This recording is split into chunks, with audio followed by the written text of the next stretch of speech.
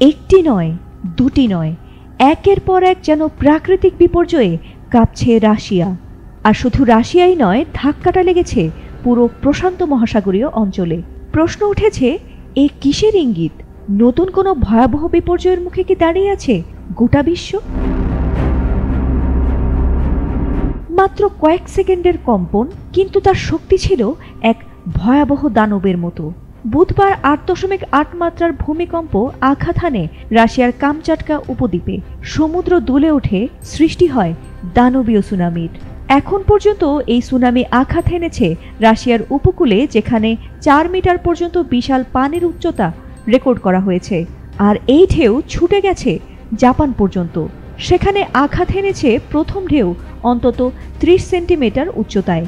শুনে কম মনে হলেও বিশেষজ্ঞদের ভাষায় এতেই নাকি ভেসে যেতে পারে গ্রামের পর গ্রাম। তার ওপর আগ্নেয়গিরির জেগে ওঠা যেন মরার ওপর খাড়ার ঘা। ভূমিকম্পের ধাক্কা কাটতে না কাটতেই হঠাৎ জেগে ওঠে ক্লিউচেভস্কয় আগ্নেয়গিরি। এটি রাশিয়ার সবচেয়ে ভয়াবহ আগ্নেয়গিরির মধ্যে একটি, যা এখন পুরো উত্তপ্ত লাভায় পূর্ণ হয়ে হঠাৎ এত বেশি ছাই ছুড়ে দিয়েছে তাতে বিস্তৃত এলাকা জুড়ে আকাশ কালো ছাইয়ের মেঘে ঢেকে গেছে, যাতে ধারণা করা হচ্ছে যে কোনো মুহূর্তে আগ্নেয়গিরি ফেটে আগুনের উত্তপ্ত লাভা ছড়িয়ে পড়ে ধ্বংস হয়ে যেতে পারে লাখ লাখ ঘরবাড়ি। ভয়ে আতঙ্কে ইতোমধ্যেই এলাকা ছেড়েছেন ওই অঞ্চলের বাসিন্দারা। জাপান, ইন্দোনেশিয়া, এমনকি যুক্তরাষ্ট্র জুড়েও এ নিয়ে জারি করা হয়েছে সতর্কতা।